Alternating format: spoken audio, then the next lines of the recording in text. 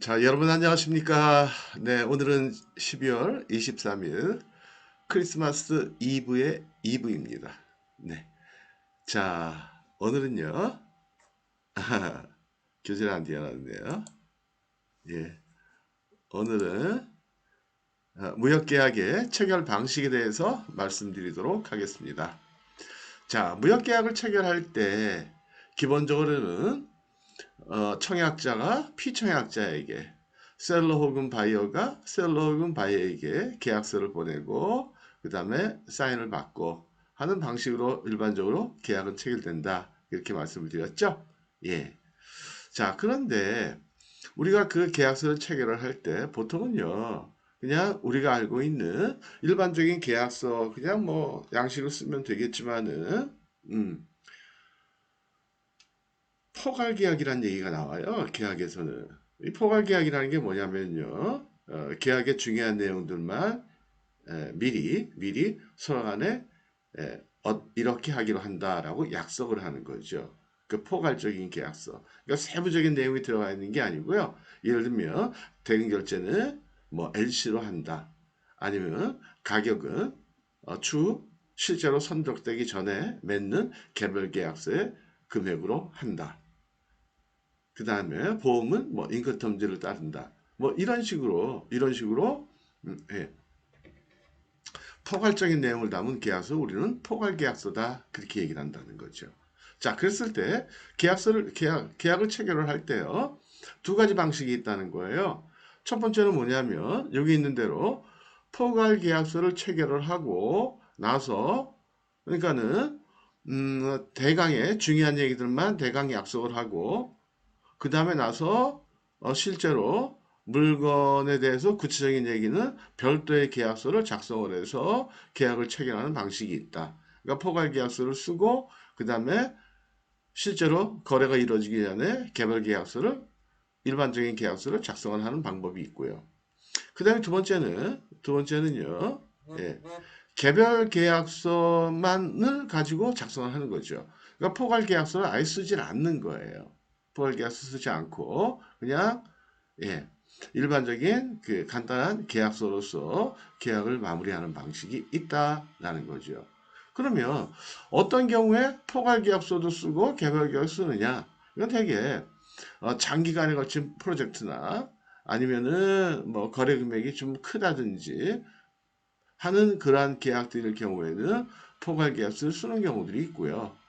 그렇지 않고 일반적으로 뭐 화장품을 뭐 몇만 불 거래한다, 식품을 몇만 불 거래한다. 그러면 그거는 대개는 쓰지 않는 게 일반적이고요. 네. 그래서 어쨌든 두 가지 방식이 있다라는 거죠. 그러면 포괄 계약서 그러면 대개 우리가 어떤 제목을 붙이냐면요. 첫 번째는 마스터 컨트랙, 마스터 컨트랙. 이렇게 제목을 쓰기도 하고요. 제목에다가 LOI 이 중요해요. LOI는 여러분들 잘 못 들어보셨을 거예요. 그렇죠? LOI 이렇게 얘기하기도 하고요. Letter of Intent 그래서 우리나라 말로는 의향서라고 얘기해요. 의향서. 이러이러하게 중요한 일은 결정하기로 한다라는 의향.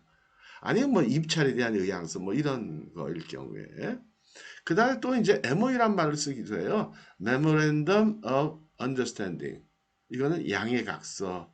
그렇게 얘기한다라는 거죠. 그러니까 여러분들이 지금은 요 새로운 용어, LOI, MOU 이런 것들을 잘 기억하시는 게 좋겠다라는 거죠. 예.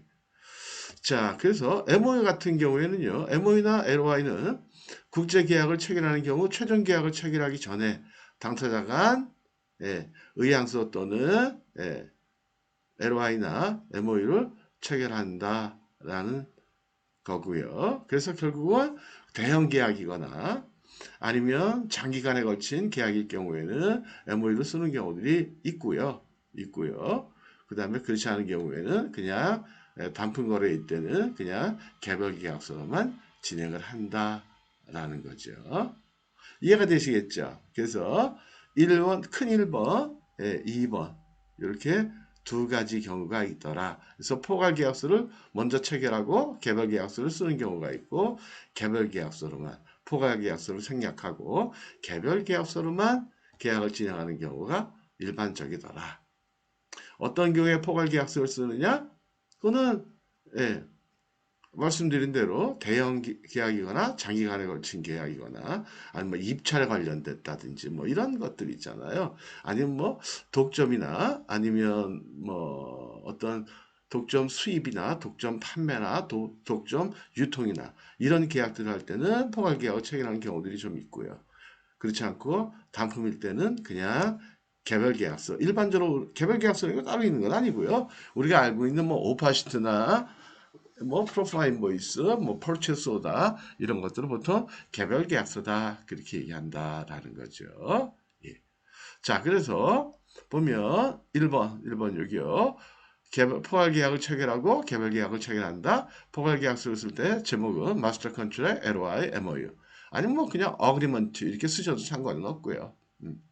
개별 계약서 그러면 대개 제목을 어퍼시트나 오더시트, 뭐 퍼체스 오더, 뭐 세일즈 컨트랙, 아니면 프로포마 인보이스 뭐 이렇게 제목들을 일반적으로 붙이더라라는 거죠. 자, 근데 이제 중요한 건 이거예요. 두 번째. 그런데 과연 그러면 MOU나 LOI 같은 경우에 법적 구성이 있느냐 없느냐 이 문제가 중요하거든요.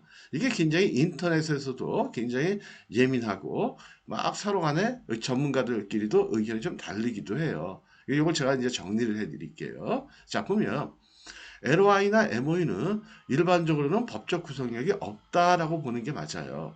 왜냐하면 MOU나 LOI는요. 계약에 대한 구체적인 내용을 명시하지 않아요.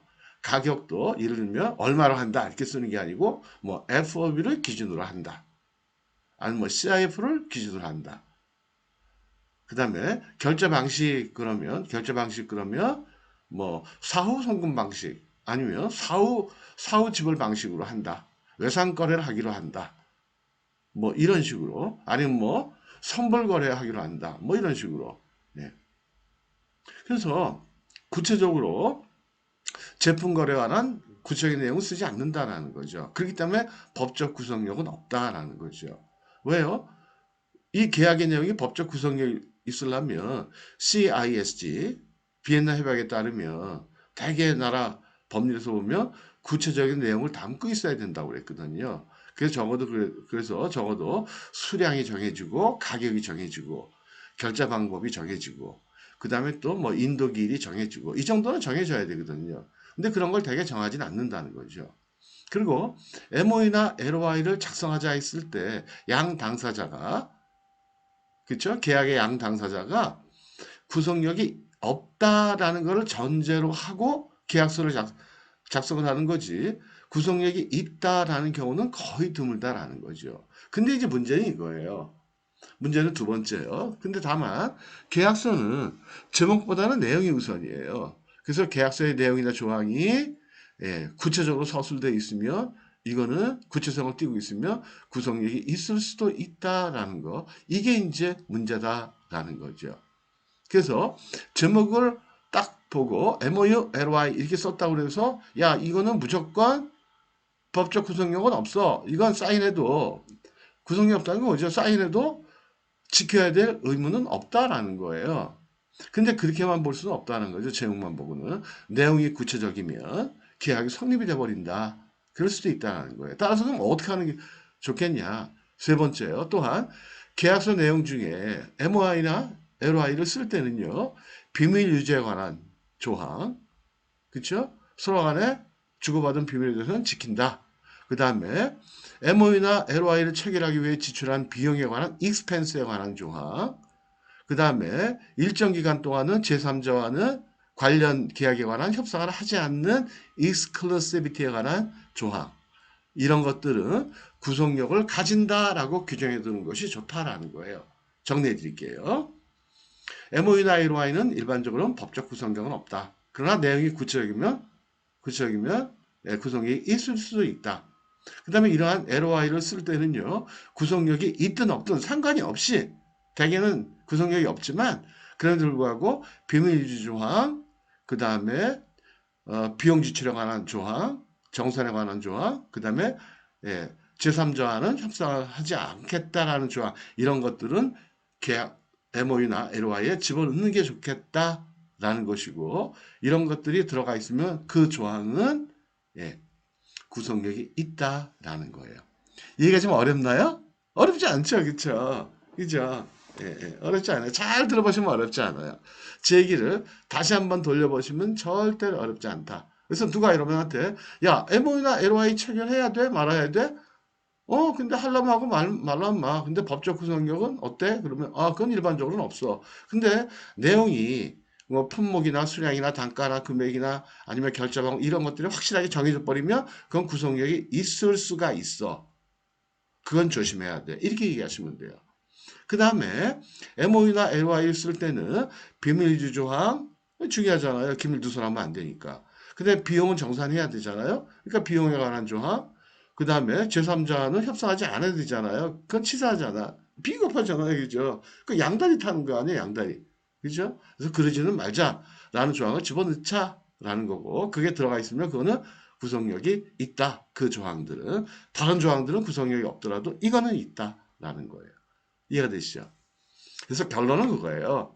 그래서 계약서에는 반드시 MOU나 LOI는요, 구속력이 있다, 없다를 확실하게 밝혀두는 게 좋다라는 거예요. 계약서 자체에다가. 예를 들면, 여기 보세요. 영어로 써 있는 거예요.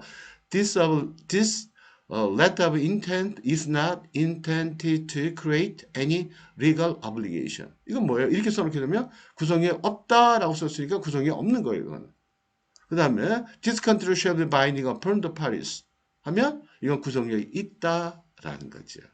이해가 되시겠죠? 그죠? 오늘은 굉장히 중요한 얘기를 해드렸어요. 예. 자, 오늘은 여기까지만 하라고요.